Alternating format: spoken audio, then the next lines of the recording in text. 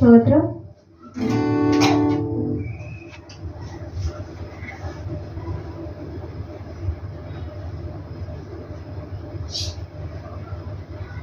యుద్ధము యెహోవాదే పాట పాడుకున్నాం.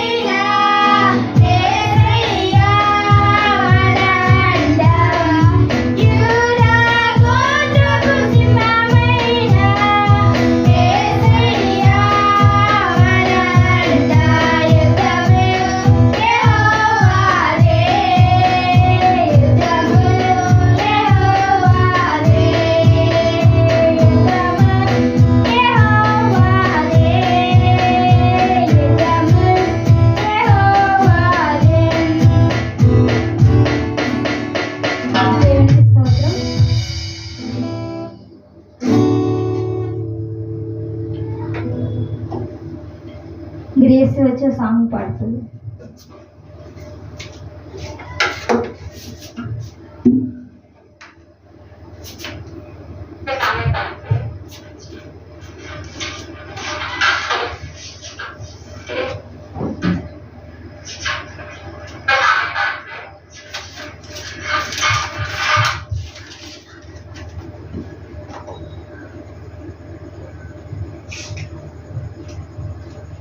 అందరికీ వందనాలు.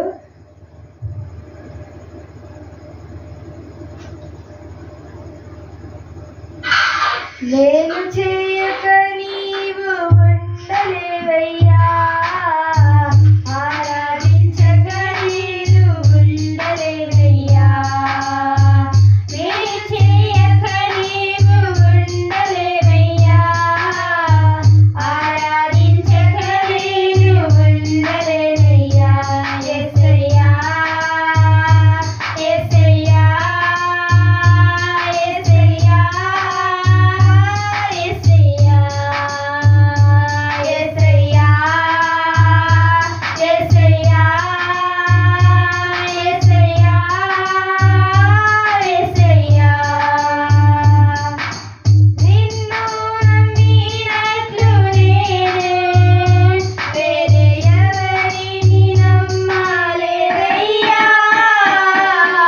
నీకు నాకు మధ్య దూరం తొలగించావు వదిలుండలేక. నిన్ను నమ్మినట్లు నేను వేరే ఎవరిని నమ్మలేదయ్యా. నీకు నాకు మధ్య దూరం తొలగించావు వదిలుండలేక. ఆనందం కోరేవాడా, నాశలు తీర్చేవాడా. ఆనందం కోరేవాడా, నాశలు తీర్చేవాడా. క్రియలన్న ప్రేమ నీది, నిజమైన ధన్యత నాది. యేసయ్యా యేసయ్యా యేసయ్యా యేసయ్యా యేసయ్యా యేసయ్యా యేసయ్యా యేసయ్యా. మేలు చేయక నీవు ఉండలేవయ్యా, ఆరాధించక నేను ఉండలేనయ్యా. మేలు చేయక నీవు ఉండలేవయ్యా, ఆరాధించక నేను ఉండలేనయ్యా. ఆరాధించే వేళయందు నీదు హస్తములు తాకాయి నన్ను. పశ్చాత్తాపం కలిగినాడు, నేను పాపినని గ్రహించగానే. ఆరాధించే వేళయందు నీదు హస్తములు తాకాయి నన్ను. పశ్చాత్తాపం కలిగినాడు, నేను పాపినని గ్రహించగానే. నీ వేలకు అలవాటయ్యే నీ పాదములు వదలకుండి. నీ వేలకు అలవాటయ్యే నీ పాదములు వదలకుండి. నీకిష్టమైన దారి. కీర్తనలు ఉత్తర పత్రికలను చదువుకున్నాం. కీర్తనలు 10వ అధ్యాయం.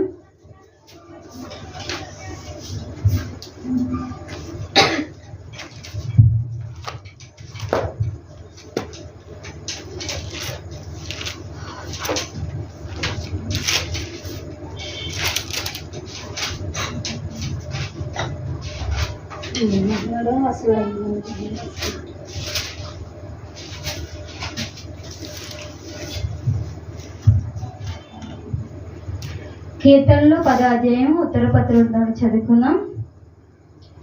యెహోవా, నీవెందుకు దూరంగా నిలుచుచున్నావు? ఆపత్కాలంలో నీవెందుకు దాగి ఉన్నావు? దుష్టుడు గర్వించి దీనిని ఒడిగా తరుముచున్నాడు. వారు యోచించిన మోసక్రియల్లో తామే చిక్కుకుందురుగాక. దుష్టులు తమ మనోభిలాషను బట్టి అతిశయపడుదురు.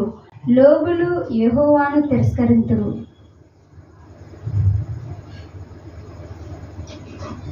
దుష్టులు పగరికి యెహోవా విచారం చేయడానికి కొందరు, దేవుడు లేడని వారు ఎల్లప్పుడూ యోచించెదరు. వారెల్లప్పుడూ భయము మానుకుని ప్రవర్తింతురు. నీ న్యాయ విధిలో ఉన్నతమైనవే వారి దృష్టికి అందకుండును. వారు తమ శత్రువులందరినీ చూసి తిరస్కరింతురు. మేము కదల్చబడము, తరతరములకు ఆపద చూడము అని వారు తమ హృదయములో అనుకొందురు. వారి నోరు శాపముతోను కపటముతోను వాంఛనతోను నిండి ఉన్నది. వారి నాలుక క్రింద చోటును పాపమును ఉన్నవి. తామున్న పల్లెల అందలి మాటు చోట్లలో పొంచియుందురు. చాటైన స్థలములో నిరపరాధులను చంపుదురు. వారి కన్నులు నిరపరాధులను పట్టుకునే వలనని పొంచి చూచును. గుహల్లోని సింహం వలె వారు చాటైన స్థలములలో పొంచియుందురు. బాధపడు వారిని పట్టుకొన పొంచియుందురు.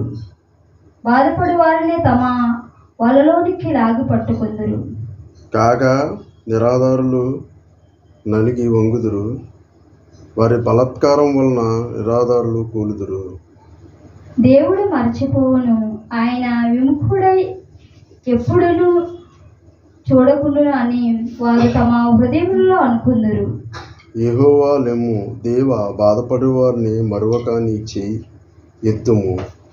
దుష్టులు దేవుని తృణీకరించుట ఎలా?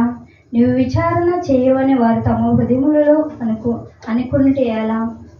నీవు దీనిని చూచి ఉన్నావు కదా, వారికి ప్రతీకారం చేటుకై నీవు చేటును పగను కనిపెట్టి చూచుచున్నావు. నిరాధారులు తమను నీకు అప్పగించుకుందురు. తండ్రి లేని వారికి నీవే సహాయుడివై ఉన్నావు. దుష్టుల భుజమును విరగొట్టుము.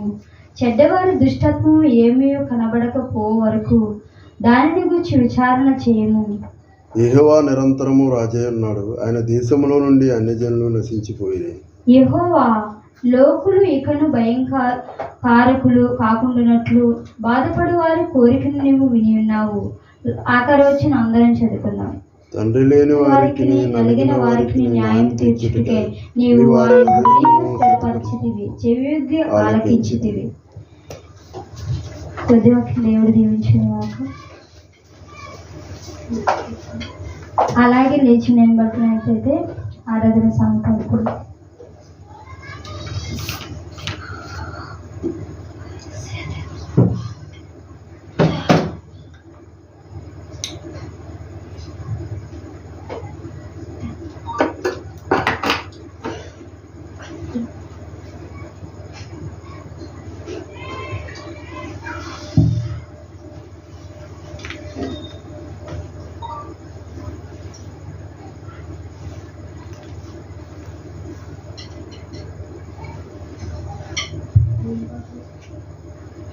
ప్రేమించడానికి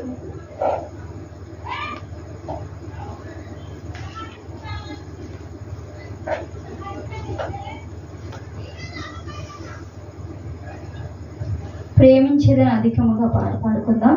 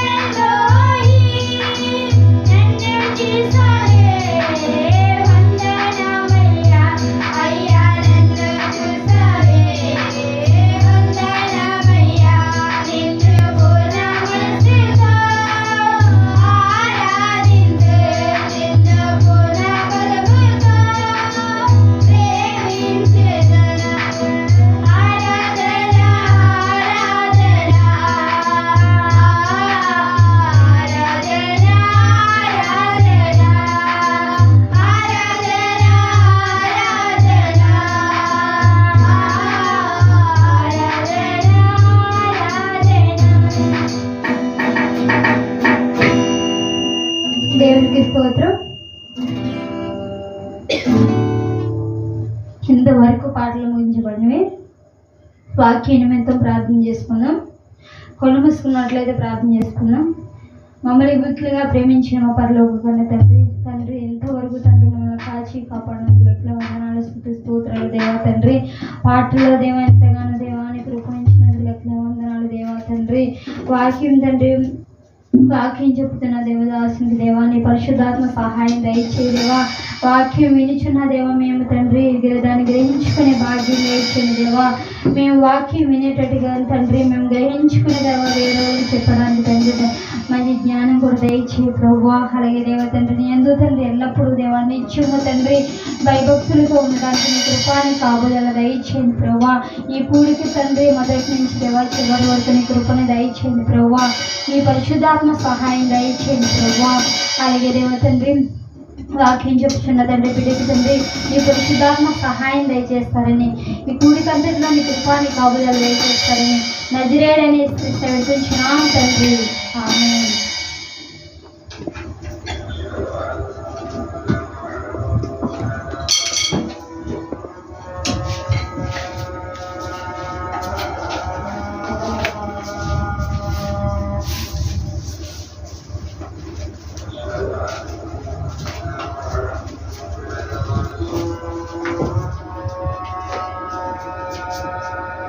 మంచిది. ఇప్పుడు వచ్చిన దేవుని పిల్లలైనా మీ అందరికీ వందనాలు తెలియజేస్తూ చక్కగా పాటలు పాడి దేవుని పరిచిన దేవుని పిల్లలైనా మీ అందరికీ వందనాలు తెలియజేస్తాను. ప్రియమైన దేవుని వల్ల ప్రార్థన చేసుకుని దేవుని సంగతులు మనం పరిశీలిద్దాం.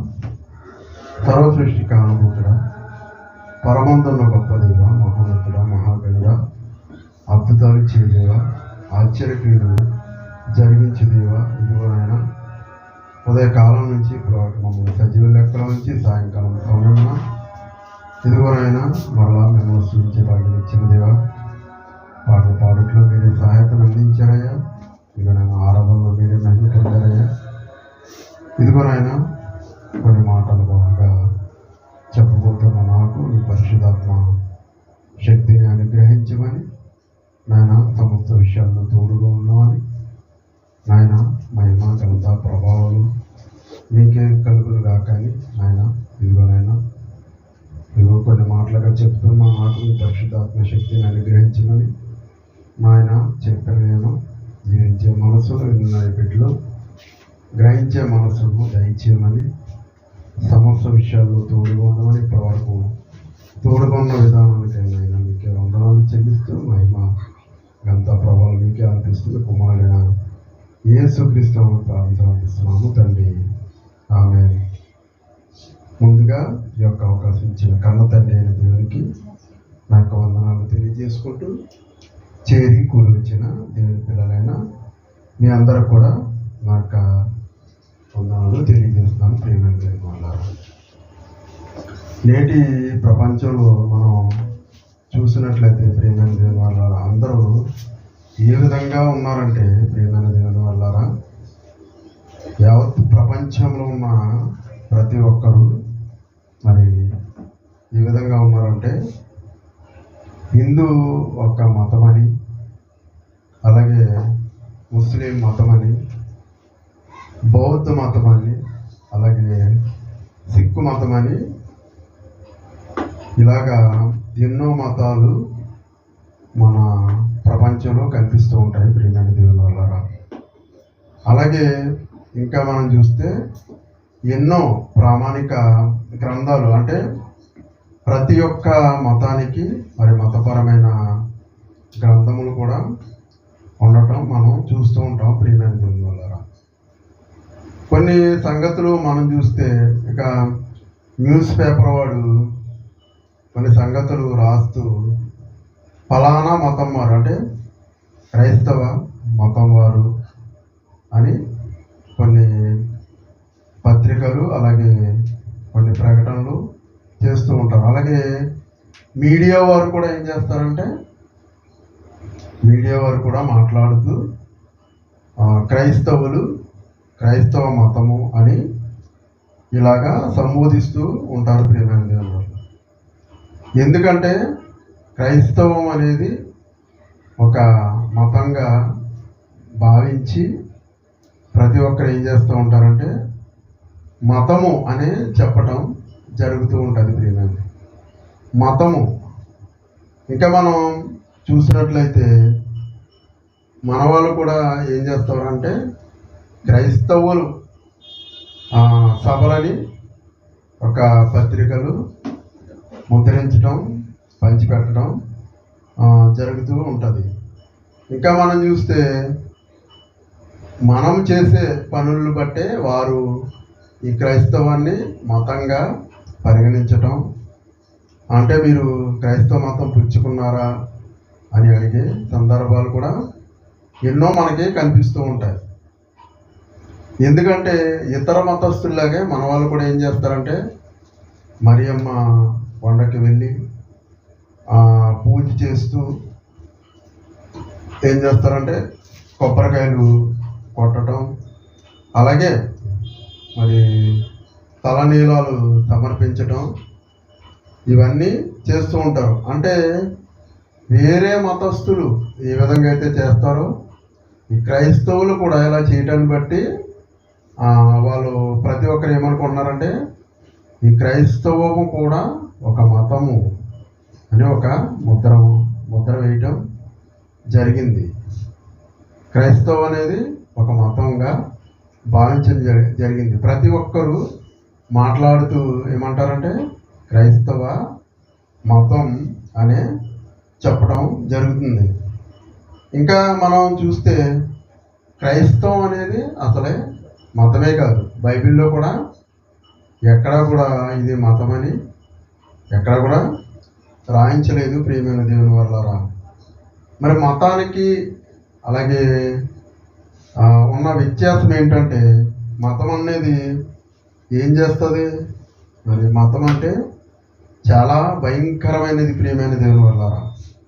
భయంకరమైనది అంటే మతం ఏం చేస్తుందంటే మత్తు లాంటిది. ఆ మత్తులో ఏం చేస్తారంటే ప్రతి ఒక్కరూ ఎన్నో మారణ హోమాలు సృష్టిస్తూ ఉంటారు ప్రియమైన దేవుని వల్లరా. మత పిచ్చితో వారు ఏం చేస్తారంటే మా మతం గొప్పదంటే మా మతం గొప్పదని కలహాలతో రగిలిపోతూ ఉంటారు ప్రియమైన దేవుని వల్లరా. ఇంకా మనం చూస్తే ఈ మతాల పేరిట ఎంతోమంది బాబాలు కూడా వెలవటం మనం చూస్తూ ఉంటాం. ఎందుకంటే చాలామంది ఏం చేస్తారంటే అంటే ఎందులో అయినా సరే చూసిన మతం పేరుతో ఏం చేస్తూ ఉంటారంటే ప్రజాధనాన్ని కొన్ని కోట్ల రూపాయలు కొల్లగొడుతూ ఉంటారు. ఎందుకంటే మతం పేరుతో ఏం చేస్తారంటే ఈ యొక్క క్రియలన్నీ చేస్తూ ఉంటారు. ఎన్నో యుద్ధ సంఘటనలు ఈ యొక్క మతం కోసం చేస్తూ ఉంటారు. ముస్లిం సోదరులు అయితే ఏం చేస్తారంటే వారు జిహాద్ అంటే పవిత్ర యుద్ధం, ఇదంతా దేవుని కోసమే చేస్తున్నాము అని వారు జిహాద్ అనే పేరుతో ఏంటంటే మారణ కాండాలు సృష్టిస్తూ ఉంటారు. అనేక మందిని చంపేస్తూ ఉంటారు. ఇంకా వారు చనిపోవటానికి కూడా వెనుదిరగరు ప్రియమైన దేవుని వల్ల. వారి యొక్క నినాదం ఏంటంటే మరి దేవుడి కోసం నువ్వు చనిపో లేదా చంపే అనే నినాదం కోసం వాళ్ళు ఏం చేస్తారంటే ప్రపంచమంతా ఒక మతము ఉండాలనే ఉద్దేశంతో ఇది పవిత్ర యుద్ధము అని అంటూ ఉంటారు. ఎందుకంటే ఇది యుద్ధంలో ఏమన్నా పవిత్రత ఉంటుందంటారా? మనం గమనించాలి. ఎందుకంటే యుద్ధంలో ఏం జరుగుతుంది? అందరూ చనిపోవటమే జరుగుతుంది. ఎన్నో ఆస్తి నష్టమే ఎక్కువ జరుగుతుంది. అలాగే ఎంతోమంది ప్రజలు మరణిస్తారు. అంటే మతం అనేది ఒక పరిస్థితిలో ఉంటుంది. అందుకే క్రైస్తవం అనేది మనం మతమా లేకపోతే ఏమిటి అని మనం ఆలోచిస్తే మరి క్రీస్తు పూర్వంలో కూడా ఇటువంటి మత పిచ్చోలు ఉన్నట్టు దేవుడు మొదటి శతాబ్దంలో ఉన్నట్టు మనకి గ్రంథంలో రాయించాడు. ఆ సందర్భాన్ని మనం చూస్తే మరి మత్తయి గారు రాసిన సువార్త 23వ అధ్యాయం 15వ వచనం కనుక మనం చూస్తే, మత్తయి గారు రాసిన సువార్త 23వ అధ్యాయం 15వ వచనంలో, అయ్యో వేషధారులైన శాస్త్రులారా, అయ్యో వేషధారులైన శాస్త్రులారా, శాస్త్రులారా. అయ్యో అంటున్నాడంటే ప్రియమైన దేవుని వారు అర్థం గమనించండి. అయ్యో అని మనం ఎప్పుడు అంటాం అంటే భయంకరమైన ఒక విపత్తు కానీ భయంకరమైన పరిస్థితి ఉన్నప్పుడే మనం అయ్యో అని మనం సంబోధిస్తూ ఉంటాం ప్రియమైన దేవుని వారు. అంటే ఇక్కడ ఆయన ఏమంటున్నాడు, అయ్యో వేషధారులైన శాస్త్రులారా, పరిసయ్యులారా, ఒకరిని మీ మతములో కలుపుకున్నటకు మీరు సముద్రమును భూమిని చుట్టి వచ్చేదరు. అంటే అతడు కలిసినప్పుడు అతన్ని మీకంటే రెండు అంతలు ఏం చేస్తారంట, నరకపాత్రునిగా చేదురు. ఏం చేస్తారంట, వేషధారులైన శాస్త్రులు అనేవారు ఉన్నారు. వారు ఏం చేస్తారంట, వేషధారులైన శాస్త్రులు పరిసయ్యులు ఒకనే మీ మతములో కలుపుకొనుటకు మీరు సముద్రమును భూమిని చుట్టూ వచ్చేదరంట. అంటే వారు ఎటువంటి పరిస్థితుల్లో మత పిచ్చిలో ఉన్నారో మనకి అర్థమవుతుంది. ఎంత వాళ్ళ మతంలో ఏం చేస్తారంటే ఎంత కష్టపడడానికైనా వారు సిద్ధపడతారు. మతము ఏంటంటే చాలా భయంకరమైనది. మరి చివరకు వాళ్ళు ఏం చేస్తారంటే భయంకరమైన నరకంలోనికి త్రోసివేసే పరిస్థితి నెలకొంటుంది అని అంటున్నారు. ఇంకా పరిచయాలతో ఆయన అంటున్న మాటను చూస్తే ఇదే 23వ అధ్యాయంలో మనం 13 నుంచి కనుక మనం చూసుకున్నట్లయితే 23వ అధ్యాయం 13వ వచనంలో, అయ్యో వేషధారులైన శాస్త్రులారా, పరిసయ్యులారా, మీరు మనుషుల ఎదుట పరలోక రాజ్యమును మోయుదురంట. ఏం చేస్తారంట, మీరు మనుషుల ఎదుట, ఎవరి ఎదుటంట, మనుషుల ఎదుట పరలోక రాజ్యాన్ని ఏం చేస్తారంట, మోయుదురంట. మీరు అందులో ప్రవేశింపరు, ప్రవేశించే వారిని ప్రవేశింపనివారంట. అంటే ఎంత భయంకరమైన స్థితిలో వారు ఉంటున్నారో మనకి అర్థమవుతుంది. ఏంటంటే వారు ప్రవేశింపరు, ప్రవేశించే వారిని కూడా ప్రవేశింపని స్థితిలోకి ఈ యొక్క మత పిచ్చిలో ఇటువంటి సంఘటనలు జరుగుతూ ఉంటాయి. ఎందుకంటే మతం అనేది అంత భయంకరమైనది. అందుకే దేవుడు మనకి ప్రతిదీ అంటే గ్రంథంలో రాయించి మనకి తెలియజేశాడు ప్రియమైన దేవుని వాళ్ళు. ఒకప్పుడు యోధా మతానికి చెందిన అపోస్తులైన పౌలు గారు కూడా, అంటే మరి పౌలుగా మారకముందు పౌలు గారు కూడా ఏం చేశారో మనం చూస్తే ప్రియమైన దేవుని వాళ్ళారా, అపోస్తుల కార్యములు 22వ అధ్యాయము మనం 3 నుంచి కనుక మనం చూస్తే, అపోస్తుల కార్యములు 22వ అధ్యాయం 3వ వచనం నుంచి మనం చూస్తే,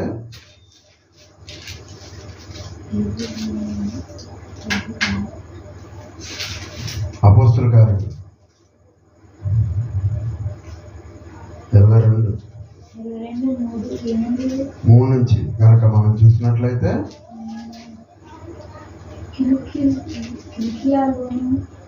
నేను కిలికియాలోని తార్సులో పుట్టిన యూదుడను, అయితే ఈ పట్టణంలో గమాలియేలు పాదముల యొద్ద పెరిగి మన పితరుల ధర్మశాస్త్ర సంబంధముగు నిష్ఠయందు శిక్షితుడనై మీరందరూ నీడ ఉన్న ప్రకారము దేవుని గూర్చి ఆసక్తులై ఉండి.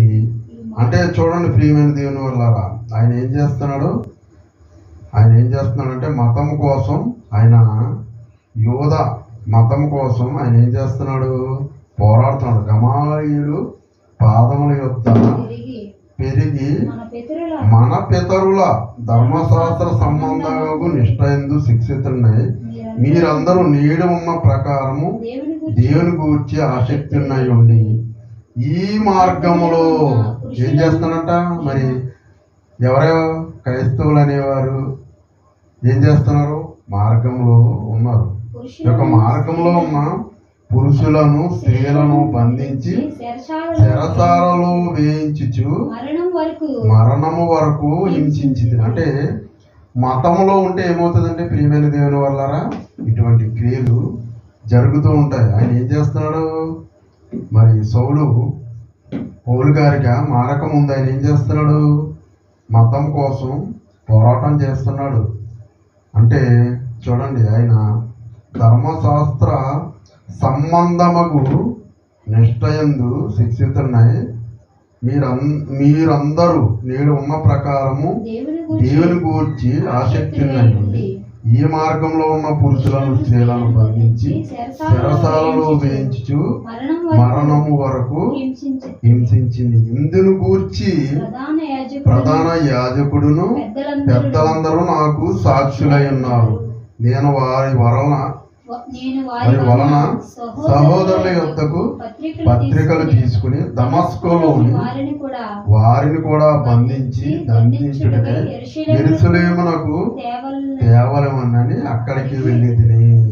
నేను ప్రయాణము చేయుచు దమస్కునకు సమీపించినప్పుడు, అంటే ఆయన ఏం చేస్తున్నాడు, మరి సరైన మార్గములో వెళుతున్న వారిని ఏం చేస్తున్నాడు, మతం కోసం బంధిస్తున్నాడు, శిక్షిస్తున్నాడు, ఎన్నో ఇబ్బందులు పెడుతున్నట్టు మనకి చూస్తున్నాడు. ఎందుకంటే ఈయన ఏమైపోడు, పౌలు గారు మత ఛాందస్వాదుడిగా మారిపోయాడు ప్రియమైన దేవుని వల్ల.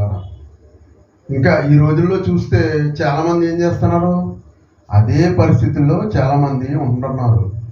ఎందుకంటే మార్గం కోసం దేవుని చెప్పిన మాటల్లో వెళుతున్న చాలామందిని మత ఛాందసులు ఏం చేస్తున్నారు, క్రైస్తవులైన వారిని ఈ విధంగానే హింసిస్తున్నారు ప్రియమైన దేవుని వల్ల. ఎందుకంటే మతము యొక్క పిచ్చిలో ఉన్న వాళ్ళు ఏం చేస్తారంటే ఇటువంటి క్రియలే వారు చేస్తూ ఉంటారు.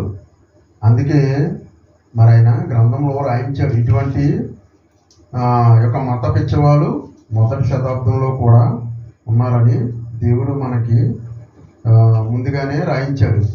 ఇంకా మనం చూస్తే గలతీలకు రాసిన పత్రికలో మనం చూస్తే ప్రియమైన దేవుని వల్ల గలతీలకు రాసిన పత్రికలో మొదటి అధ్యాయం 13-14 వచనాలు కనుక మనం చూస్తే,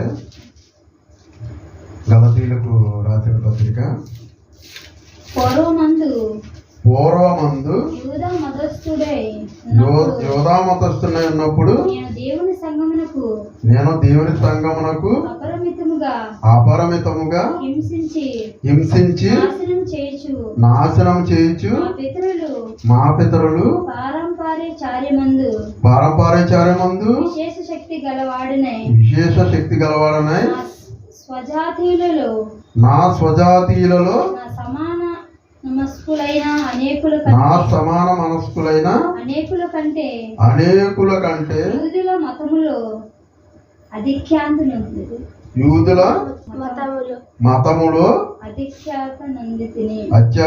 నొందితిని. ప్రియమైన దేవుని వల్ల మనం చూస్తే గలతీలకు రాసిన పత్రిక మొదటి అధ్యాయం 13-14 వచనంలో పూర్వమందు ఆయన ఎవడో యోధా మతంలో ఉన్నాడు. యోధా మతస్థుడై ఉన్నప్పుడు నేను దేవుని సంఘమును అపరిమితముగా హింసించి నాశనం చేయుచు నా పితరుల పారంపర్యచార్యమందు విశేష శక్తి గలవాడనై నా స్వజాతీయులలో నా సమాన మనస్కులైన అనేకుల కంటే యూదుల మతంలో అత్యధిక నొందిన నా నడవడిని గూర్చి మీరు వింటిరి. అంటే ఈయన ఏం చేస్తున్నాడు, మతము కోసం ఏం చేస్తున్నాడు ప్రియమైన దేవుని వల్ల సంఘమును అపరిమితముగా హింసిస్తున్నాడు. అంటే సంఘం అంటే మనమే ప్రియమైన దేవుడు. అంటే సంఘంలో ఉన్న ప్రతి వారిని ఏం చేస్తున్నాడు, ఈయన హింసిస్తున్నాడు ప్రియమైన దేవుని వల్ల. ఈయన ఏం చేస్తున్నాడు, మతము కోసం పోరాటం చేస్తున్నాడు. అంటే మతము కోసం విశేష శక్తి గల ఆయన ఏం చేస్తున్నాడు, ఎన్నో ప్రయత్నాలు చేస్తున్నాడు. నా స్వజాతీయులలో నా సమాన వయస్కులైన ప్రియమైన దేవుని వల్ల అనేకుల కంటే యూదుల మతంలో అత్యధిక నొందితినని ప్రియమైన దేవుని అలవాటుని గూర్చి మీరు వింటారు. అంటే ఆయన చూడండి, మతం కోసం ఎంత పోరాటం చేస్తున్నాడో మనకి అర్థమవుతుంది ప్రియమైన దేవుని వల్ల. అంటే సంఘాన్ని, దేవుని పిల్లల్ని ఆయన ఎంతో హింసించాడు ప్రియమైన దేవుని వల్ల. ఇంకా మనం చూస్తే మత్తయి గారు రాసిన సువార్త 15వ అధ్యాయము 6 నుంచి 9 వచనాలు కనుక మనం చూస్తే, మత్తయి గారు రాసిన సువార్త 15వ అధ్యాయము 6 నుంచి 9 వచనాల్లో, మీరు మీ పారంపర్యాచారము నిమిత్తము దేవుని వాక్యమును నిరర్ధకము చేయుచున్నారు. వేషధారులారా, ఈ ప్రజలు తమ పెదవులతో నన్ను కనపరచుదురు గాని వారి హృదయం నాకు దూరంగా ఉన్నది.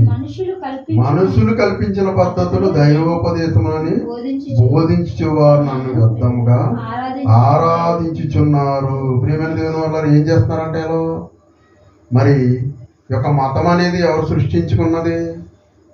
మనుషులు సృష్టించుకున్నది. ప్రియమైన దేవుని వల్ల మనుషులు సృష్టించుకున్న యొక్క పద్ధతిని దేవుడు చెప్పినట్టుగా చేస్తూ ఏం చేస్తున్నారు?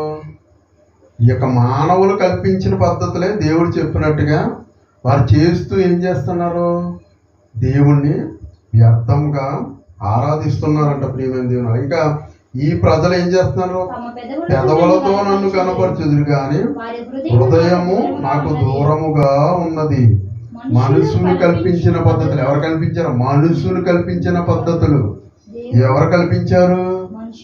మనుషులు కల్పించిన పద్ధతులు దైవోపదేశం, అంటే దేవుడు చెప్పాడని బోధించుచు వారు నన్ను వ్యర్థముగా ఆరాధించుచున్నారు. అంటే మతం అనే పిచ్చిలో వీరు ఏం చేస్తారంటే, ఇటువంటి పరిస్థితులు ఎన్నో నెలకొంటాయి ప్రియమైన దేవుడు.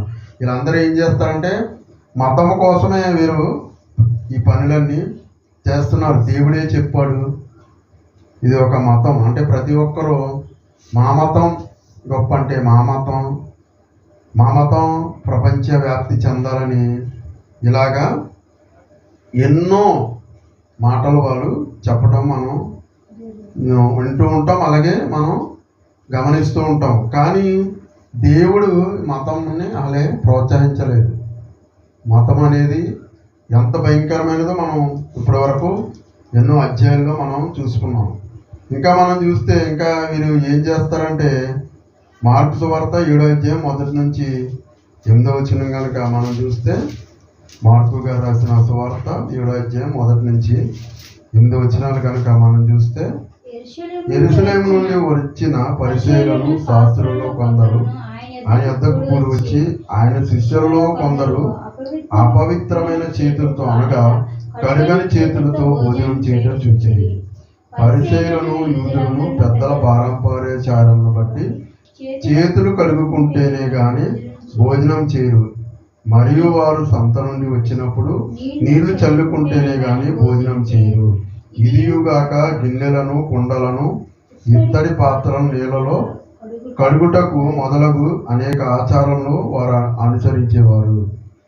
అప్పుడు పరిసయ్యులు శాస్త్రులను శిష్యులెందుకు పెద్దల పారంపర్యాచారం చెప్పిన నడుచుకునక అపవిత్రమైన చేతులతో భోజనం చేయుదురని ఆయన అడిగిరి. అందుకు ఆయన వారితో ఇలాగే చెప్పాను, ఈ ప్రజలు పెదవులతో నన్ను కనపరచుదురు గాని వారి హృదయము నాకు దూరముగా ఉన్నది. మానవులు కల్పించిన పద్ధతులు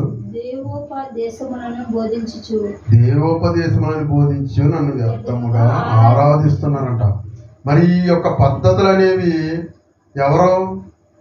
ఎవరు పెట్టినవి? మనుషులు పెట్టినవి. ఒక మనుషులు పెట్టిన ఆచారాలని వీళ్ళు పాటిస్తున్నారు. కానీ దేవుడు చెప్పిన ఒక ఆచారాలు కానీ పద్ధతులు కానీ వీరు చేయనట్టు మనకి అర్థమవుతుంది.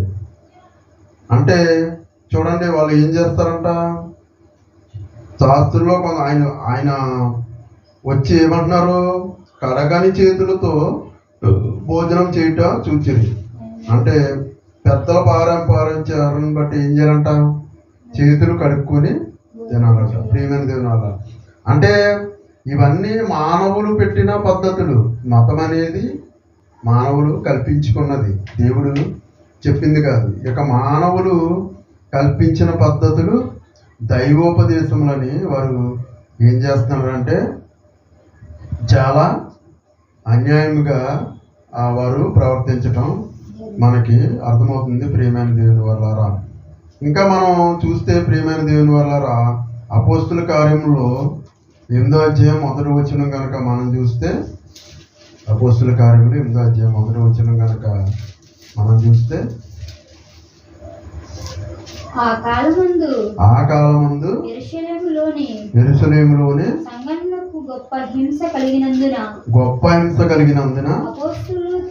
అపోస్తులు తప్ప అందరూ యూదయ సమరయ దేశములందు చెదరిపోయి భక్తిగల మనుషులు స్తెఫను సమాధి చేసి అతని గురించి ప్రభుగా ప్రలాపించింది. సౌలైతే ఏంటంటా జొచ్చి ఏం చేస్తున్నాడు? ఆయన పురుషులను స్త్రీలను ఈడ్చుకుని పోయి చెరసాలలో వేయించి సంఘమును పాడు చేయుచుండెనంట. ప్రియమైన దేవుని వాళ్ళు చూడండి, ఆయన ఏం చేస్తున్నాడు? మతము కోసం మరి ఏం చేస్తున్నాడంటే యెరూషలేములోని సంఘమునకు ఏం చేసిందంట? గొప్ప హింస కలిగిందంట. అపోస్తులు తప్ప అందరూ ఏం చేశారు? యూదయ సమరయ దేశములందు చెదరపోయి భక్తి గల మనుషులు స్తెఫను సమాధి చేసి అతని గురించి బహుగా ప్రలాపించింది. సౌలైతే ఏం చేస్తున్నాడు? ఎంతెంత ఇచ్చి పురుషులను స్త్రీలను ఈడ్చుకుని పోయి చెరసాలలో వేయించి సంఘమును పాడు చేయుచుండెను. కాబట్టి చెదరపోయిన వారు సువార్త వాక్యమును ప్రకటించుచు సంచారము చేసిరి. ప్రియమైన దేవుని వల్ల మనం గమనించినట్లయితే చూడండి, ఎన్నో క్రైస్తవుల పట్ల సువార్త ప్రకటిస్తున్నప్పుడు ఎన్నో దాడులు చేయటం మనం చూస్తూ ఉంటాం. ఎందుకంటే ఎక్కడా కూడా దేవుడు ఇది మార్గం అని చెప్పాడు తప్ప ఇది మతం అని ఎక్కడా చెప్పలేదు. మీరు వేరే మతస్థులు వేరే దేశం నుంచి ఇక్కడికి వచ్చారని వీరు ఎన్నో అపోహలకి వెళ్తుంటాం మనం చూస్తాం. చూడండి, ఒక హైందవ సహోదరులు ఎవరైనా మరి మన యొక్క ప్రాంతం కానీ మన గృహాలు కానీ వచ్చి ఏమైనా చెప్పినప్పుడు మనం వాళ్ళని నిందించడం కానీ వాళ్ళని కొట్టడం కానీ మనం ఏమీ చేయము. ఎందుకంటే క్రీస్తు యొక్క ప్రేమతత్వం ఎరిగిన మనం అటువంటి స్థితిలో మనం ఉన్నాం. ఎందుకంటే మనం మార్గాన్ని ఎంచుకున్నాం, వారు మతాన్ని ఎంచుకున్నారు. ప్రియమైన దేవుని వల్లారా, అందుకే మతంలో ఏముంటే ఎలా ఉంటుందో మనం మార్గంలో ఉంటే ఎలా ఉంటుందో మనం పరిశీలన చేసుకోవాలి. మరి మతం కోసం ఎంతటికైనా తెగిస్తారు. ఎందుకంటే మారణ హోమాలు సృష్టిస్తూ ఉంటారు. ఇంకా మనం చూస్తే 9వ అధ్యాయం 1వ వచనం కూడా చూస్తే, అపోస్తుల కార్యంలో 9వ అధ్యాయం 1వ వచనంలో సౌలు ఇంకను ప్రభు యొక్క శిష్యులను బెదిరించుటయు హత్య చేయుటను తనకు ప్రాణాధారమైనట్టు ప్రధాన యాజకుని యొద్దకు వెళ్ళి ఈ మార్గమందు అని ఏమన్నాడు? ఆయనే చెప్తున్నాడు, ఈ మార్గమందున్న. ఆయన మార్గం అన్నాడా మతం అన్నాడా? మార్గమందున్న పురుషులైనను స్త్రీలనైనా కనుగొని నీడల వారిని బంధించి యెరూషలేమునకు తీసుకుని వచ్చుటకు దమస్కులోని సమాజంలో వారికి పత్రికలిమ్మని అడిగాను. చూడండి, ఆయన ఏం చేస్తున్నాడు? ప్రభు యొక్క శిష్యులను బెదిరించుటూ హత్య చేయుటకు తనకేమవుతుంది? ప్రాణాధారమైనట్టు ప్రధాన యాజకుని యొద్దకు వెళ్ళి ఈ మార్గమందున్న పురుషులైన స్త్రీలైన కనుగొని నీళ్ళ వారిని బంధించి యెరూషలేమునకు తీసుకుని వచ్చి దమస్కులోని సమాజంలో వారికి పత్రికలిమ్మని. అంటే నేడు సమాజంలో చూస్తే ప్రతి ఒక్కరు ఏం చేస్తున్నారంటే మతం కోసం, అంటే ఒక మతాన్ని వృద్ధి చేస్తామని ఏం చేస్తున్నారంటే అనేకల్ని గొప్ప గొప్ప వారి దగ్గర డబ్బులు దండుకుని వారు ఏం చేస్తున్నారంటే అమాయక ప్రజల్ని హింసించి చంపేయటం మనం ఎన్నో చూస్తాం.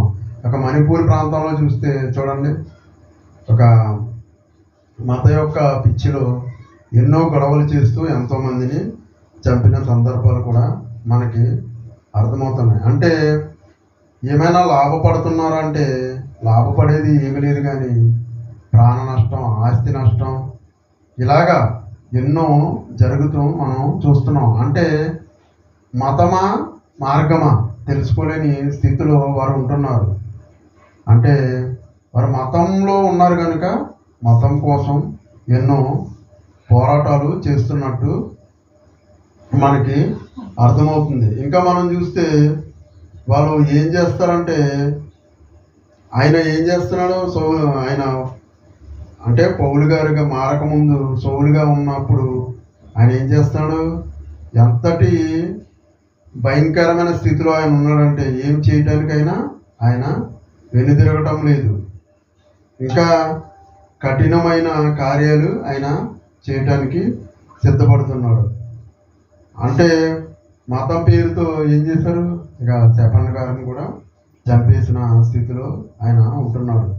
ఇంకా మనం చూస్తే అపోస్తుల కార్యములు 7వ అధ్యాయం 57వ వచనం కనుక మనం చూస్తే, అప్పుడు వారు పెద్ద కేకలు వేసి చెవులు మూసుకుని ఏకముగా అతని మీద పడి పట్టణం వెలుపలకు అతను వెళ్ళగొట్టి రాళ్ళు రువి చంపిరి. సాక్షులు సౌలు అను ఒక యవనుని పాదముల యొద్ద తమ వస్త్రములు పెట్టిరి.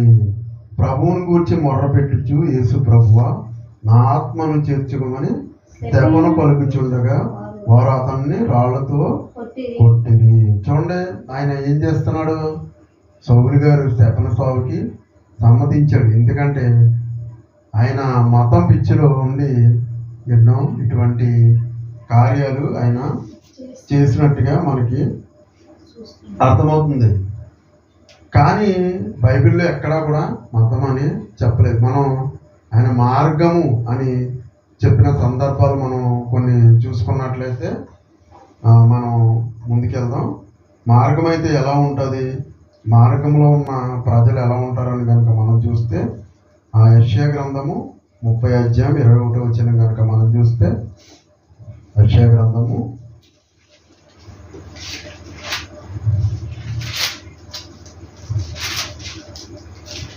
30వ అధ్యాయం 20వ వచనంలో మనం చూస్తే 30:21 మీరు కుడి తట్టైనను ఎడమ తట్టైనను తిరిగినను ఇదే త్రోవ, దీనిలో నడుగుడని నీ వెనుక నుండి ఒక శబ్దము నీ చెవులకు వినపడెను. అంటే మీరు కుడి తట్టైనా ఎడమ తట్టైనా ఏ పక్కకి తిరిగినను ఇదే త్రోవ, అంటే ఇదే మార్గము. ప్రతి వారు ఏం చేయాలంటే ఈ యొక్క మార్గంలోనికి రావాలి. ఇదే త్రోవ, ఇదే మార్గము అని ఆయన తెలియజేస్తున్నాడు. అంటే ఇది మతము కాదు, ఇది మార్గము అని ఆయన మనకి తెలియజేస్తున్నాడు. ఇంకా ఇదే యెషయా గ్రంథం 35వ అధ్యాయం 8 నుంచి 10 వచనాలు కనుక మనం చూస్తే, యెషయా గ్రంథము 35వ అధ్యాయం 8 నుంచి 10 వచనాలు, అక్కడ దారిగా ఉన్న రాజమార్గం ఏర్పడును, అది పరిశుద్ధ మార్గమనబడును. అది అపవిత్రులు, ఎవరంట అపవిత్రులు పోకూడని మార్గము, అది మార్గమున పోవారికి ఏర్పరచబడును. మూఢులైనను దానిలో నడుచుచు త్రోవను తప్పక ఎందురు. అక్కడ సింహం ఉండదు, క్రూర జంతువులు దానిని ఎక్కవు, అవి అక్కడ కనబడవు. మనం చూస్తే అని ఈ యొక్క మార్గం ఎలా ఉంటదంట, రాజమార్గం అంట. మరి రాజుగారు వెళ్ళే మార్గం ఎలా ఉంటది, రాజమార్గం. అంటే చూడండి, మన యొక్క ప్రాంతంలోకి ఒక ఎమ్మెల్యే వస్తున్నాడంటే అక్కడ ఎలా ఉంటుంది, ఏమైనా గుంతలు ఉంటాయా? ఎంత చక్కని మార్గం ఏర్పాటు చేస్తారంటే, ఈ లోకాధికారి, ఈ లోకంలో ఉన్న అధికారి వచ్చినప్పుడే ఇంత ఇలా ఉన్నప్పుడు మన రాజు ఆయన యొక్క మార్గం ఎలా ఉంటుంది మనం ఆలోచించాలి. అక్కడ ఎలా ఉంటుందంట, దారిగా ఉన్న రాజమార్గం ఏర్పడును. అది ఎలా ఉంటది? పరిశుద్ధ మార్గం అంట. ఎలా ఉంటదంట? పరిశుద్ధ మార్గం అనబడును. అది అపవిత్రులు పోకూడని మార్గం. ఈ యొక్క లోకంలో ఉన్న మార్గాలు ఎంత శుభ్రంగా ఉన్నా ఏమున్నా కానీ ఆ మార్గంలో ఎవరైనా వెళ్ళిపోవచ్చు. కానీ ఈ యొక్క మార్గంలోకి ఎవరు? అపవిత్రులనే వారు రానిటువంటి మార్గము. అది మార్గం పోవారికి ఏర్పరచబడును. మూడులైనను దానిలో నడుచుచు త్రోవను తప్పక ఎందురు. అక్కడ ఏముండదు? సింహం ఉండదంట. క్రూర జంతువులు దాని ఎక్కవు, అవి అక్కడ కనబడవంట. అంటే ఎంత మంచి మార్గము ఇది మనం గమనించాలి. అక్కడ ఏముండవు? సింహం ఉండదు, క్రూర జంతువులు దానిని ఎక్కవు, అవి అక్కడ కనబడవు. విమోచింపబడిన వారే అక్కడ నడుచుదురు. యెహోవా విమోచింపబడిన వారు పాటలు పాడుచు తిరిగి సియోనుకు వచ్చేదురు. అంటే ఎంత చక్కని మార్గం ప్రియమైన దేవుని వల్లరా. మార్గం అంటే ఈ విధంగా ఉంటది.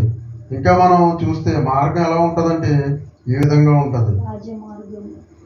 మరణం అనేది ఉండదు ప్రియమైన దేవుని వల్లరా. భేదాలు కానీ విభేదాలు కానీ ఏమీ ఉండవు. ఇంకా మనం చూస్తే అపోస్తుల కార్యములు 24వ అధ్యాయం 15వ వచనం కనుక మనం చూస్తే, అపోస్తుల కార్యములు 24వ అధ్యాయము 15వ వచనం కనుక మనం చూస్తే, ఆయన వారు మతభేదమని పేరు పెట్టు ఈ మార్గం చెప్పున. అంటే 15వ వచనంలో రెండో మాట మనం చూస్తే, వారు మతభేదమని పేరు పెట్టు ఈ మార్గము చెప్పున నా పితరుల దేవుని సేవించుచున్నానని తమరు ఎదుట ఒప్పుకొనుచున్నాను. అంటే ఇది ఏమని చెప్తున్నారు? ఇది మార్గము. వారేమనుకుంటున్నారు? మతభేదమని పేరు పెట్టు ఈ మార్గము చెప్పున నా పితరుల దేవుణ్ణి సేవించుచున్నానని తమరి ఎదుట ఒప్పుకొనుచున్నాను. అంటే చూడండి ఎంత మరి ఇటువంటి చక్కని మార్గము మనం గమనించాలి ప్రియమైన దేవుని వల్లరా. ఇది ఎంత మంచి మార్గము. మరి మార్గంలో మనం నడవాలి. ఇది మతం కాదు. ఇంకా మనం చూస్తే ద్వితీయోపదేశ కాండము 8వ అధ్యాయము 6వ వచనం కూడా మనం చూస్తే ఇది మార్గము అని చెప్పడానికి.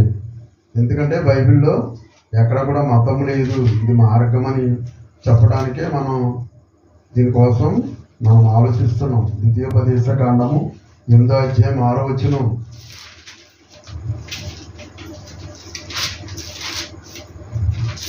ఆయన మార్గములో ఎవరి మార్గంలో అంట? ఆయన మార్గములలో నడుచుకున్నట్లును నీ దేవుడైన యెహోవా ఆజ్ఞలను గైకొనవలెను. ఆయన మార్గంలో నడుచుకున్నట్లు, ఆయనకు భయపడినట్లు నీ దేవుడైన యెహోవా ఆజ్ఞలను గైకొనవలెను. ప్రియమైన దేవుని వల్ల ఆయన ఏమన్నాడు? ఆయన మార్గము అంటే ఆయన ఏం చెప్తున్నాడు? ఇది మార్గమే. ఒక మార్గంలో మనం నడుచుకోవాలి.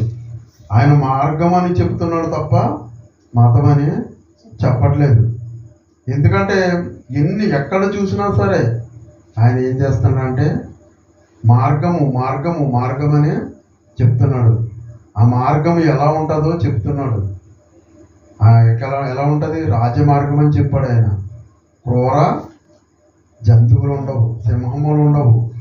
ఈ మార్గము ఎంతో చక్కని మార్గము అని ఆయన తెలియజేశాడు. ఇంకా మనం చూస్తే కీర్తనల గ్రంథము 119వ అధ్యాయము 14 నుంచి 27 వరకు కూడా మనం చూసినట్లయితే, కీర్తనల గ్రంథము 119, నేను భూమి మీద పరదేశినై ఉన్నాను ఉన్నాను. పరదేశినై ఉన్నాను. 119, 14 నుంచి 27. 14 నిమిషం. సర్వ సంపదలు దొరికినట్లు ఈ శాసనముల మార్గమును బట్టి నేను సంతోషించుచున్నాను. నేను సంతోషించి ఏంటి శాసనములు గల మార్గం ఇది. ప్రియమైన దేవుని వల్ల ఏ మార్గం అంట? శాసనములు గల మార్గం అంట. అని ఆ యొక్క మార్గంలో సంతోషించాలి. ఏం చేయాలంట? ప్రతి ఒక్కరూ ఏం చేయాలి? నీ శాసనముల మార్గం బట్టి నేను సంతోషించుచున్నాను. నీ ఆజ్ఞలు నేను ధ్యానించేదను. నీ త్రోవలను మన్నించేదను. నీ కట్టడను బట్టి నేను హర్షించేదను. నీ వాక్యం నేను మరువకయుందును. అంటే ఈ యొక్క మార్గం ఎలా ఉంటదంట? శాసనముల వంటి మార్గం. ఆ మార్గంలో మనకేముంటది? సంతోషమే ఉంటది. సంతోషమే మనకి కనిపిస్తూ ఉంటది. ఇంకా 27 వచ్చిన గనక మనం చూస్తే నీ ఉపదేశ మార్గము. మార్గం ఎటువంటిదంట? ఉపదేశించే మార్గము, నాకు బోధపరిచే మార్గము. అంటే మార్గం చూడండి ఎంత గొప్పగా మనకి కనిపిస్తుందో మనం తెలుసుకోవాలి. ఏముంటది? శాసనములు గల అంటే ఆజ్ఞలు. అంటే నిన్ను వలె పొరుగువారిని ప్రేమించాలి. నేను తప్ప వేరొక దేవుడు లేడు. ఇలాగా ఈ సహోదరుని ప్రేమించాలి. ఈ పొరుగువారిని ఏది కూడా ఆశించకూడదు అనే స్థితిలో ఒక మార్గము ఉంటుంది. ఆయన మార్గం ఏంటి? శాంతి మార్గము. ఇంకా ఏ మార్గం అయింది? ఎన్నో క్రూర మృగములు ప్రియమైన దేవుని వల్ల అటువంటి సింహము కానీ లేనటువంటి చక్కని మార్గం అన్నమాట. ఇంకా మనం చూస్తే అపోస్తుల కార్యములు 19:9-23 వరకు మనం చూస్తే అపోస్తుల కార్యములు 19:9-23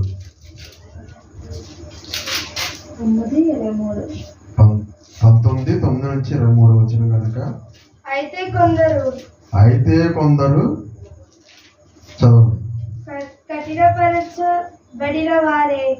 అయితే కొందరు కఠినపరచబడిన వారై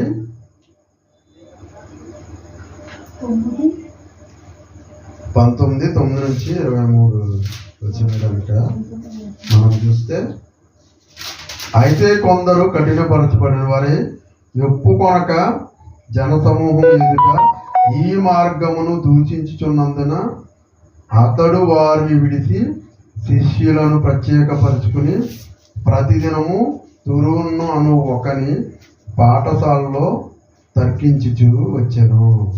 అంటే చూడండి, ఈ మార్గముని దూషించే వారిని నేను ఏం చేశారు? పౌలు గారు ఒకప్పుడు ఏ స్థితిలో ఉన్నాడు? ఇది మతంగా భావించి ప్రతి ఒక్కరిని హింసించాడు, దెబ్బలు కుట్టాడు, అంటే సంఘాలని పాడు చేశాడు. అటువంటి ఆయన యొక్క మార్గం అని తెలుసుకున్నాక ఆయన ఏం చేస్తున్నాడంటే, అతడు అయితే కొందరు కఠిన పరచబడిన వారై ఒప్పుకొనక, అంటే ఇది మార్గం అంటే ఒప్పుకునే స్థితిలోనే ఉంటున్నారు. అప్పుడు కానీ ఇప్పుడు కానీ చాలామంది అదే స్థితిలో ఉంటున్నారు. అందుకే ఆయన ఏం చేస్తున్నాడు? ఒప్పుకొనక జనసమూహం ఎదుట ఈ మార్గమును దూషించుచున్నందున అతడు వారిని విడిచి శిష్యులను ప్రత్యేకపరుచుకుని ప్రతిదినము తురన్ను అను ఒకని పాఠశాలలో తర్కించుచు వచ్చినంట. చూడండి, ఇది మార్గం గురించి మనం ఇలాగే చాలామందికి చెప్పడం, ప్రత్యేకమైన తరగతులు పెట్టి చెప్తుంటే చాలామంది ఏం చేస్తున్నారంటే సహించలేని స్థితిలో, తెలుసుకోని స్థితిలోనే మరి దేవుణ్ణి దూషించే స్థితిలో ఉంటున్నారు. కానీ ఇది మార్గము అని తెలుసుకునే స్థితిలోనే ప్రతి ఒక్కరూ ఉంటున్నట్టు మనకి అర్థమవుతుంది. ఇంకా ఇదే అపోస్తుల కార్యములు 18:25 వచ్చిన కనుక మనం చూస్తే అతడు ప్రభు మార్గం విషయమై ఉపదేశం పొంది తన ఆత్మయందు తీవ్రపడి బాప్తిసం మాత్రమే తెలుసుకున్న వాడైనను యేసును కూర్చిన సంగతులు వివరంగా చెప్పి బోధించుతూ సమాజ మందిరంలో ధైర్యముగా మాట్లాడనారంభించెను. చూడండి, అతడు ప్రభువు మార్గము విషయమై ఉపదేశము పొంది తన ఆత్మయందు తీవ్రపడి యోహాను బాప్తిసం మాత్రమే తెలుసుకున్న వాడైనను యేసును కూర్చిన సంగతులు వివరంగా చెప్పి బోధించుచు సమాజ మందిరంలో ధైర్యంగా మాట్లాడనారంభించాను. ప్రియమైన దేవుని వల్ల చూస్తే ఆయన ఏం చేస్తున్నాడు? ప్రభువు మార్గము విషయమై ఉపదేశం పొందిన వాడై తన ఆత్మయందు తీవ్రపడి యోహాను బాప్తిసం మాత్రమే తెలుసుకున్న వాడైను యేసును కూర్చిన సంగతులు వివరంగా చెప్పి బోధించే స్థితిలోకి ఆయన వచ్చాడు. ఎందుకంటే ఒకప్పుడు మతముగా భావించిన ఆయన మార్గం తెలుసుకున్నప్పుడు ఏం చేస్తున్నాడంటే ఆయన ఏం చేస్తున్నాడు? ఆత్మయందు తీవ్రపడి యోహాను బాప్తిసం మాత్రమే తెలుసుకున్న వాడైనను యేసును కూర్చిన సంగతులు వివరంగా చెప్పి బోధించి సమాజ మందిరంలో ధైర్యంగా మాట్లాడడం ఆరంభించాను. ఒకప్పుడు ఏం చేశాడు? సమాజ మందిరంలో ఉన్నవారిని హింసించాడు, బాధించాడు, ఎన్నో ఇబ్బందులు పెట్టిన ఆయన ఈరోజు ఏం చేస్తున్నాడు? సమాజ మందిరంలోనే బోధించే స్థితిలోకి వచ్చాడు. ఇంకా మనం చూస్తే మొదటి కొరింథీయులకు రాసిన పత్రిక 12:31 కనుక మనం చూసుకున్నట్లయితే మొదటి కొరింథీయులకు రాసిన పత్రిక 12:31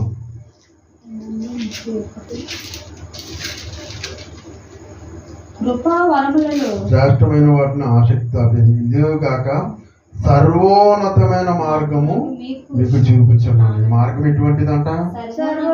సర్వోన్నతమైన మార్గం అంట. ప్రియమైన దేవుని వల్లారా, అంటే మార్గము చక్కని మార్గము, భయము లేని మార్గము, ఇంకా క్రూర జంతువులని లేని మార్గము, భయం లేని మార్గము, సింహము లేని మార్గము, రాజమార్గము. ఇంకా ఈ మార్గం ఏంటంట? సర్వోత్తమమైన మార్గము. అంటే మార్గంలో ఏముంటదంటే ఇటువంటి స్థితి ఉంటుంది. ఇంతకీ మరి ఆ మార్గం చూపడానికి వచ్చిన వారు ఎవరు?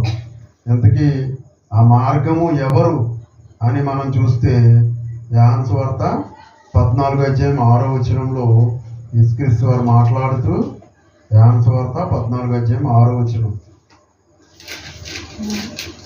యోహాను సువార్త 14:6 ఆ మార్గం ఎలాగో తెలియదు. 14:6 యేసుక్రీస్తు వారు అంటారు, నేనే మార్గమును సత్యమును జీవమునై ఉన్నాను, నా ద్వారానే తప్ప ఎవడను తండ్రి యొద్దకు రారు. ఎవరంట మార్గము? యేసుక్రీస్తు వారు అంట.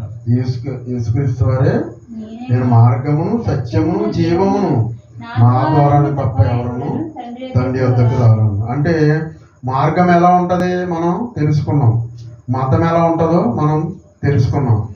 అంటే ఆ మార్గానికి దారి చూపాయన ఎవరంట? యేసు.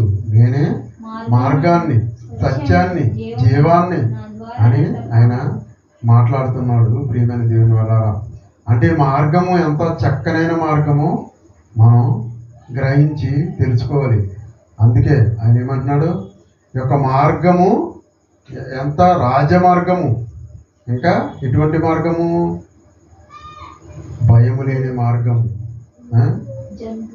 జంతువులు కానీ క్రూర జంతువులు, క్రూరమైన మృగాలు కానీ, క్రూర స్వభావం కలిగిన మనుషులు కానీ అటువంటి మార్గం, అపవిత్రులు ఈ యొక్క మార్గంలో రారు. పవిత్రులు వెళ్ళే మార్గము, అటువంటి మార్గంలోకి ఆయన ఏమంటున్నాడు? రమ్మని పిలుస్తున్నాడు. అందుకే ఆయన ఏమన్నాడు? నేనే మార్గాన్ని సత్యమును జీవమును, నా ద్వారా తప్ప ఎవరు కూడా తండ్రి వద్దకు రాడని ఆయన మనకి ఎన్నో మాటల ద్వారా మనకి తెలియజేస్తాడు. మనం ప్రతిదీ ఏం చేయాలంటే లేఖనాల్లో ఒక గ్రంథంలో పరిశీలించాలి. మనం ఇప్పటివరకు చూసాం మతంకి మార్గానికి ఉన్న తేడాలు.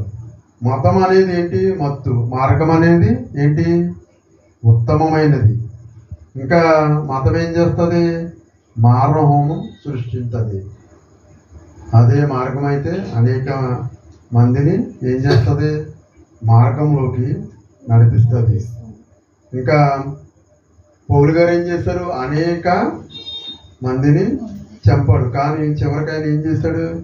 అనేకులు ఆత్మను రక్షించి పరలోకానికి నడిపించి ఒక వ్యక్తిగా అయ్యాడు. ఇంకా మతం పిచ్చిలో పడి ఈరోజు ఏం చేస్తున్నాడు? మనం చూస్తున్నాం కదా, జిహాద్ అనే పేరిట అనేకులను ఆత్మహతులుగా, ఉగ్రవాదులుగా వారు మార్చేస్తున్నారు. వారి జయం ఏంటి? చంపటమే. వారి జయం లేదా చనిపోవటమే. మరి మార్గం ఏంటది? మార్గంలోకి వస్తే ఏంటి? బ్రతికించు అని ఏం చేస్తున్నారు? ఆత్మరక్షకులుగా ఈ యొక్క మార్గము మనకి నిలబడుతుంది. అలాగే పౌలు గారు సౌలుగా ఉన్నప్పుడు ఏం చేశాడు? దేవుని పిల్లల్ని హింసించాడు, సంఘాలను పాడు చేశాడు. మరి యేసుక్రీస్తు వారు కనబడిన తర్వాత ఆయన ఏం చేశాడు? అనేక సంఘాలని కట్టాడు. ఇంకా పౌలు గారు మతంలో ఉన్నప్పుడు ఏం చేశాడు? ఎందరినో చెరసాల్లో వేయించాడు. కానీ తర్వాత ఏం చేశాడు? ఆయన మార్గంలోకి వచ్చిన తర్వాత తానే దేవుని కోసం చెరసాలలో బందీగా ఉన్నాడు. మతంలో ఉన్నప్పుడు ఏం చేశాడు? ఎందరినో చంపాడు, శ్రమ పెట్టాడు. మార్గంలోకి వచ్చిన తర్వాత ఏం చేయడు? ఎందరికో సువార్త ప్రకటించి మార్గాన్ని గురించి తెలియజేసి అనేక శ్రమలు పడ్డాడు. ఆయన మార్గంలోకి వచ్చిన తర్వాత ఏమైంది? ఆయన జీవితమే మారిపోయింది. మతంలో ఉన్నప్పుడు ఏం చేశాడు? ప్రాణం తీశాడు. సరైన మార్గంలో ఎన్నుకున్నాక ఏం చేశాడు? ప్రాణాన్నే పెట్టాడు. అంటే ప్రాణాన్ని కూడా ఆయన లెక్క చేయలేదు. అంటే ఆయన ఏ విధంగా మాట్లాడాలో మనం చూస్తే ఫిలిప్పీయులకు రాసిన పత్రిక 1వ అధ్యాయం 21వ వచనంలో ఆయన ప్రాణం పెట్టడానికి సిద్ధంగా ఉన్నానని ఆయన మార్గంలోకి వచ్చిన తర్వాత ఆయన తెలియజేసిన, నా మట్టుకైతే బ్రతుకుట క్రీస్తు, చావైతే నాకు లాభం అనే స్థితిలోకి ఆయన వచ్చేసాడు. ఒకప్పుడు ఏం చేశాడు? ఎంతో మందిని చంపాడు ప్రియమైన దేవుని వల్ల. కానీ ఇప్పుడు చూస్తే ఏమయ్యాడు? ఆయనే చనిపోవటానికైనా సిద్ధపడ్డాడు. నా మట్టుకైతే బ్రతుకుట క్రీస్తే, చావైతే ఏంటంటాడు? నాకు లాభము అని ఆయన మాట్లాడుతున్నారు. ఇంకా మనం చూస్తే 2 తిమోతిలకు రాసిన పత్రిక 4వ అధ్యాయం 5-8 వచనాలు కనుక మనం చూస్తే చివరిగా ముగించుకుందాం. తిమోతికి రాసిన పత్రిక సత్యమునకు చెవి 4. సత్యమునకు చెవినియము. అయితే నీవు అన్ని విషయంలో మితంగా ఉండము, శ్రమపడము, సువార్తికుని పరిచయము, నీ పరిచర్య సంపూర్ణంగా జరిగించము. నేను ఇప్పుడే ప్రాణార్పంగా పోబోచున్నాను. నేను వెళ్ళను పోవు కాలము సమీపై ఉన్నది.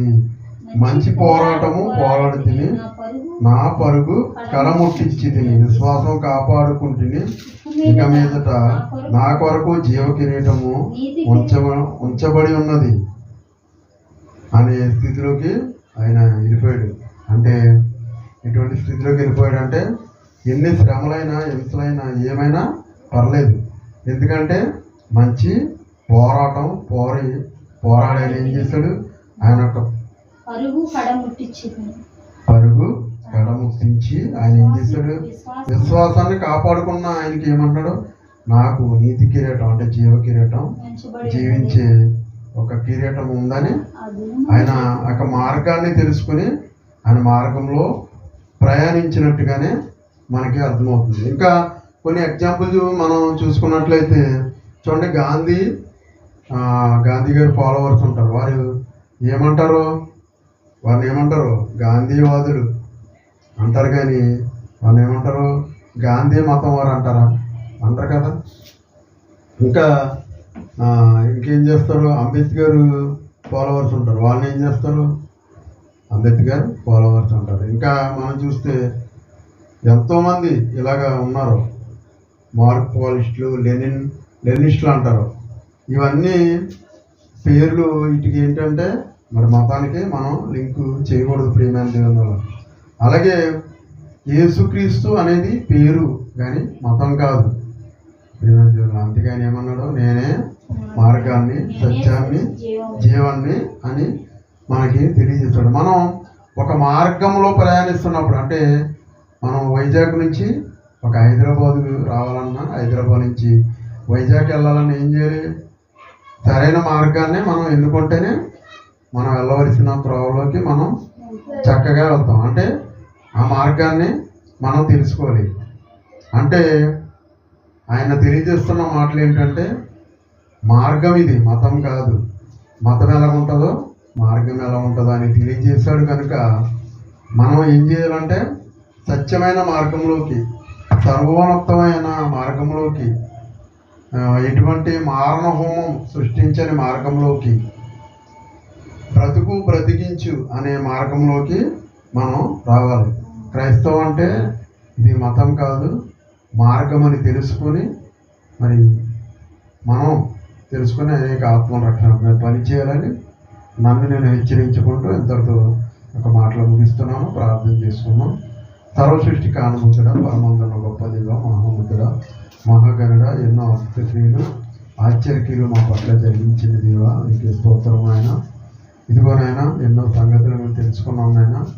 ఇదిగోనైనా మీ కుమారుడు లోకానికి వచ్చి ఒక మార్గాన్ని చూపించాడే, నా ద్వారానే తప్ప ఎవరిని కూడా తండ్రి వద్దకు రారని మీరు తెలియజేసిన మార్గంలో, మీ కుమారుడు నడిచిన మార్గంలో ఇదిగోనైనా ఇది మతం కాదు మార్గం అని తెలుసుకొని నేను వాటి ప్రకారంగా జీవించే మనసు నీ బిడ్డలకు దయచేయనా, విని మర్చివారాయి కాక వాటి ప్రకారంగా జీవించే మనసు నీ బిడ్డలకు అందరికీ దయచేయమని అడిగించాను. ఇప్పటివరకు మీరు ఇచ్చిన సహాయతకే నేను మీకు వందనాలు చెల్లిస్తున్నాను నాయన. ఇదిగోనైనా ఈ యొక్క లైవ్ వీక్షిస్తున్నా నీ బిడ్డలను జ్ఞాపకం చేసుకొని, ఇప్పుడు ఉన్న నీ బిడ్డలను జ్ఞాపకం చేసుకోండి ఆయన. బలహీన పరిస్థితుల్లో ఉన్న నీ బిడ్డలను జ్ఞాపకం చేసుకోండి. హాస్పిటల్లో అడ్మిట్ అయిన ఆయన, ఐసీలో ఉన్న నీ బిడ్డలను జ్ఞాపకం చేసుకోమని మీకు విజ్ఞాపనం చేస్తున్నాం. బంధువులైన వారినైనా హాస్పిటల్లో నేను ఉండి ఉండగానైనా వారిని కూడా జ్ఞాపకం చేసుకుని అయినా త్వరగా కోరుకునేటట్లు మీరు సహాయం అందించమని మీకు జ్ఞాపకం చేస్తున్నాం ఆయన.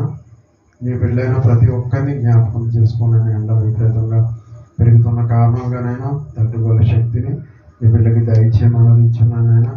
ఏది మేలైన మార్గమో, ఏది సర్వోత్తమైన మార్గమో తెలుసుకునే మనసుని బిడ్డకి దయచేయమని అడిగించాను నాయన. ప్రతి ఒక్కరూ నైనా ఈ మార్గాన్ని తెలుసుకుని వచ్చే మనసును దయచేయమని ఇప్పటివరకు దూరం ఉన్న విధానాలకే ఉదయకాలం జరిగిన ఆరాధన ప్రార్థన అందించినందుకే మీకే వందనాలు చెల్లిస్తూ, మీ చిత్తమైతేనైనా మరొకసారి నైనా మేము స్థుతించే భాగ్యం ఇవ్వమని, ఇవ్వనైనా ప్రతి విషయంలో మీరు మాకు సహాయతను అందించిన యొక్క విధానానికి మీకు వందనాలు చెల్లిస్తూ, మహిమ ఘనత ప్రభావం మీకే అలపిస్తూ మీ కుమారుడైన యేసుక్రీస్తు నామములో ప్రార్థన సమర్పిస్తున్నాము తండ్రి. ఆమేన్. ఆశీర్వాదం తీసుకున్నాను. మన కన్న తండ్రి అయిన దేవుని ప్రేమ, కుమారుడైన యేసుక్రీస్తు వారి కృప, పరిశుద్ధాత్మ దేవుని ఇప్పుడు మనకందరికీ ప్రభువైన యేసుక్రీస్తు వారి రాకడ, రెండో రాకడ వరకు తోడై ఉండి నడిపించును గాక. ఆమేన్.